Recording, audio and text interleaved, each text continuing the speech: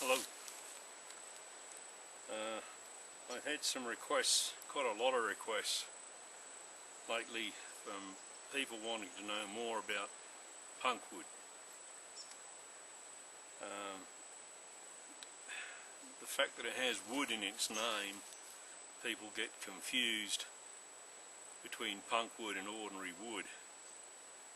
I think some of the problem comes from people looking for a rotten wood, but the wood they find is not completely broken down. It is not turned into punkwood. It may be in the process of doing it, but it hasn't got to that point completely.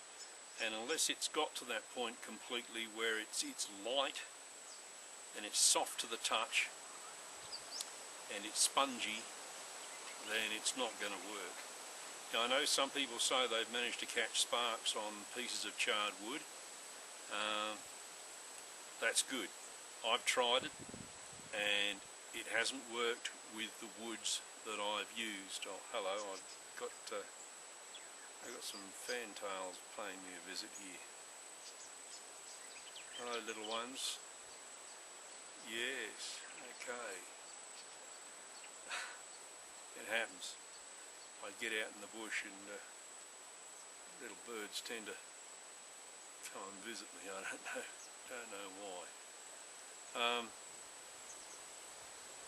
So I've got a chunk of punkwood here.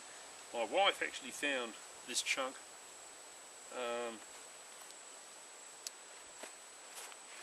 in the base of a fallen willow tree,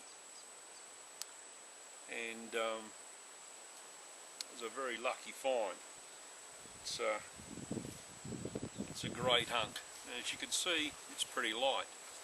I mean, you know, that is okay. If that was a heavy piece of wood, I could probably still hold it like this. But you can see that, you know, it isn't a great hunk of wood. It is very light. Okay, I'll try and give you a closer up look at that.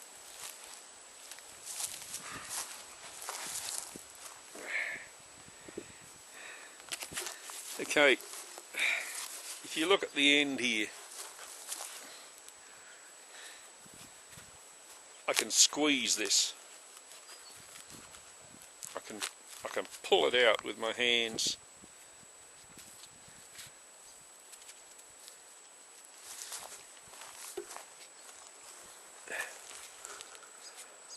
Can you see that? I can actually squeeze this together like sponge. Very soft. Feels very soft to the touch, like touching velvet.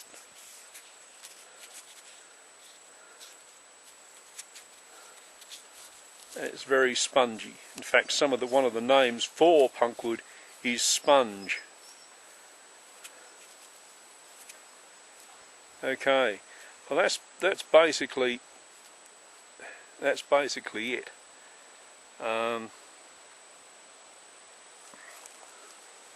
There's not much more I can tell you.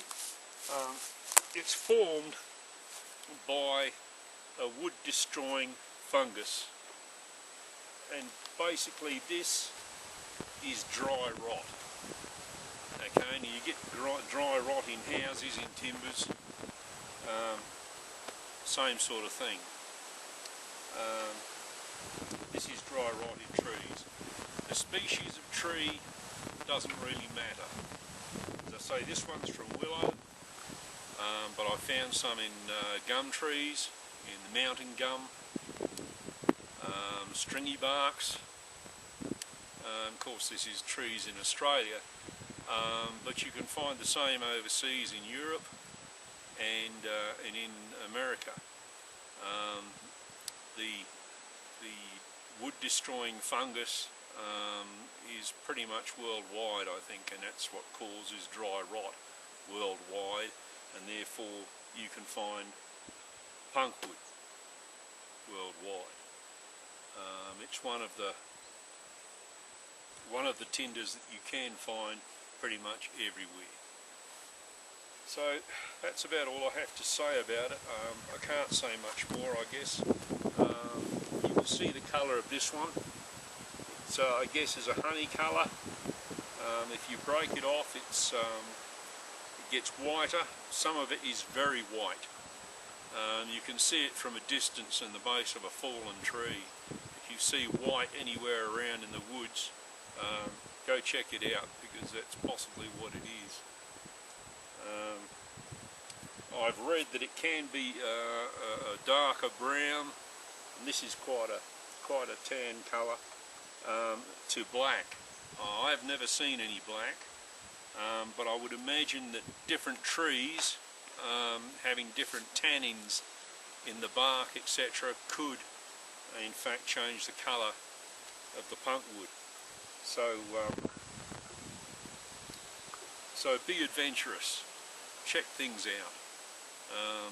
It may not be white, it might be honey coloured, or even the browner colour, and even black. But anyway, that's it. It's light, it's soft, and it's spongy, and that's what you're looking for. And once this is charred on the surface in a fire, and then extinguished in a tinder box by putting it in there when it's smouldering and shutting the lid down and smothering it, once that's been done, this will catch a spark from flint and steel, and it is one of the best. And as I say, you can find large amounts of it, so it's not something you're likely to run out of. Of course, the thing is to make sure you don't run out of it, and you always keep some somewhere else in your pack ready for charring.